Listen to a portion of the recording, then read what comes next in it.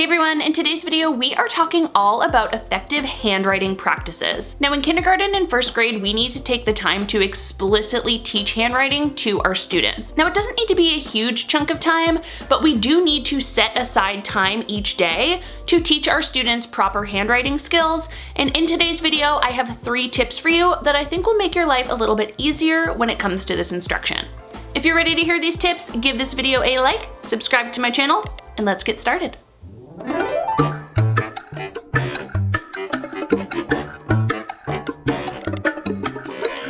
Now, like I mentioned earlier, handwriting needs to be explicitly taught in kindergarten and first grade, and of course in second grade as needed, but you probably won't need whole group instruction on handwriting in second grade.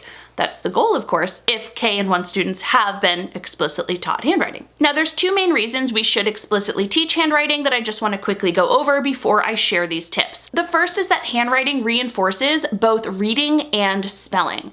So when students are learning their letter names and sounds, the act of actually writing them down and forming that letter over and over really helps strengthen that connection. The second reason it's so important is that automatized handwriting frees up so much cognitive space for your students that are learning to write. We already know that writing for students can be a lot more difficult than other skills that we teach them. When students have to write something, they are drawing from many different processors. They are pulling from their orthographic processor when they're thinking about how the letter is formed. They need to pull from their phonological processor to think about what sound and what letter they need to make.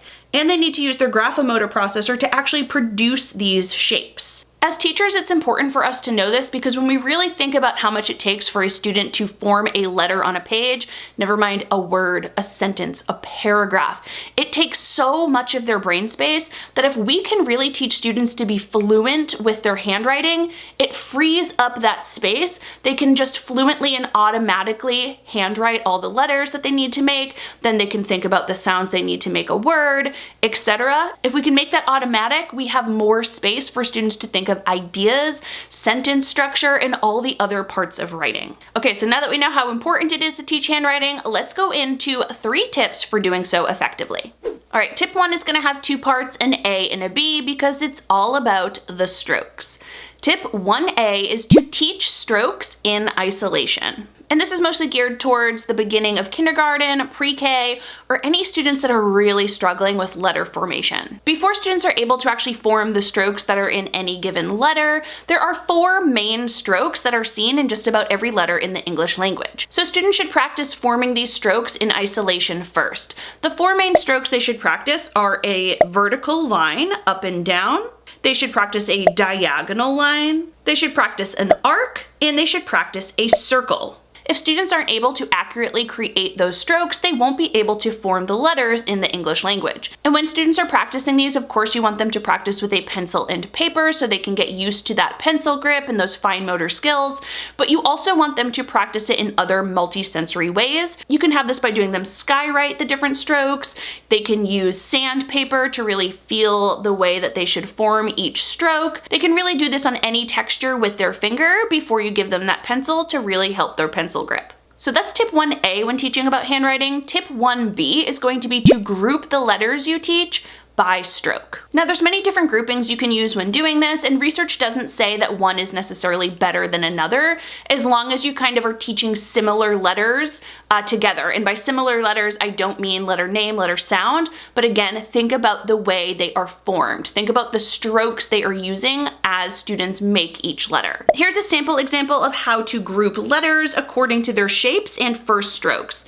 First, we have counterclockwise circle letters. And in this group, you would have the letters A, C, O, D, G, and Q. Next, you can do letters with a downward first line. And these letters are going to be B, F, H, I, J, K, L, M, N, P, R, T, and U. And the last group can be letters with horizontal lines and diagonals. We have E, S, V, W, X, Y, and Z. Again, you can look up other groupings online if you want to, but that is a great place to start. Feel free to rewind this video, pause each screen and take a little picture for you to go ahead and group those letters. When you group letters by the first shape and first stroke, students really get to practice that over and over and really create, here I am doing the counterclockwise, the A's, the O's, the C's, but they get to practice this stroke over and over again and really create a stronger muscle memory when creating these letters. So tip 1, both A and B have to do with those strokes. Tip number 2 in providing handwriting instruction is to make sure you scaffold the tracing. And what I mean by this is we do want students to actually trace those letters in the correct formation, however you taught them to do those strokes, first down and then across, however you taught them. So we do want them to practice that. And we also want students to have opportunities to write independently. But a tip I learned when I went to a Reading League webinar all about writing is that we often have these tracing sheets, these handwriting sheets, where students go ahead and trace maybe the first 2 letters, and then they have a whole line to practice on their own. And I thought this tip was great, and I really wanted to share it with you guys because it's like, oh, this is so true. Think about those writing pages I'm talking about. They'll trace a T, another T, and then they have to make like 4 on their own. What generally happens is as students go ahead and write a T, it looks great. They do a space, another T, starting to slant a little bit. The next one looking sloppy. The more opportunities they have to do it themselves without going back and tracing the proper formation, they often, aren't formed correctly. So instead of using a sheet like that where they're just tracing 1 and 2 and then making all their own, is to actually alternate the tracing, now make your own. Tracing, now make your own. Again, a lot of this is muscle memory. So if our students, practice 2 good ones, but then do maybe 1 good one and then 3 or 4 that aren't great, they're having more opportunities to practice incorrectly. When you have students alternate by tracing a correct one and then writing a correct one, tracing a correct one, writing a correct one. Even if they start to make a mistake, they go back right after to the proper formation. That to me was just a little light bulb, but I'm like, oh my God, you're so right. You see that all the time with students' handwriting. The more that they make their own, it usually starts to get a little sloppier. And why are we letting them practice that way when we should really just put in that tracing one again so they can get that proper formation and then practice proper formation. So when you're looking for handwriting sheets or if you're making your own, really try to keep that in mind to alternate each one. And if you are in the SGT Writing Club, I actually just this past month added a bunch of handwriting sheets with that exact method where they will trace, try their own, trace, try their own. And tip number 3 when teaching handwriting to your students is to provide handwriting tools. Now, I mean a few different things by this, so let me explain. Now, when I'm talking about handwriting tools, I don't necessarily mean pencil grips that your students need, but I will go ahead and list down in the description a few different handwriting pencil grip videos and resources that really help with teaching students how to form that proper grip. But instead, I'm talking about a few different other tools that I think you should keep in your classroom and have handy for your students when teaching this skill. The first is to make sure when your students are doing any sort of writing that they have access to handwriting lined paper. Especially in kindergarten and first grade, we cannot expect our students to go from, practicing handwriting on the lines with the dotted line and then just completely take it away. They aren't ready developmentally for that just yet. And in second grade, I always have lined paper available to them for any student that needs it. Whenever we're doing writing in my classroom, I always have a few different options available to my students.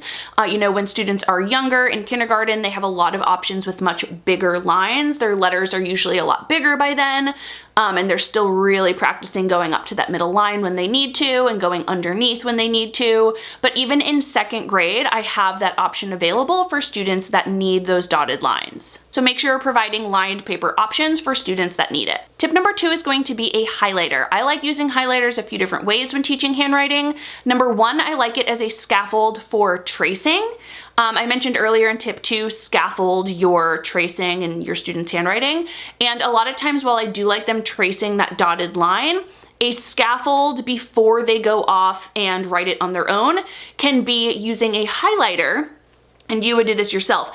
Use a highlighter to form that letter, and then students will create the letter within your highlighted option, right? So I wouldn't do this whole group. I would do this probably in small groups for students that are still working on particular letters, just because using the highlighter would take a lot of time to create all those. But this is a nice scaffold because instead of staying on the dotted line for creating each letter, students can see the general form that the letter should fit in, and they practice doing it within that highlighted letter. Now, another way I like using highlighters whole group is I love to ask students after we do some handwriting practice to go back and find their best letter. This is a great metacognitive skill for your students to look and say, okay, which letter is my best and why? It's great because students can tell by looking at their letters which one is the best, and they can usually tell you why it's the best. Oh, here I went top to bottom in a nice straight line. It's not too sloppy. I didn't go over the dotted line.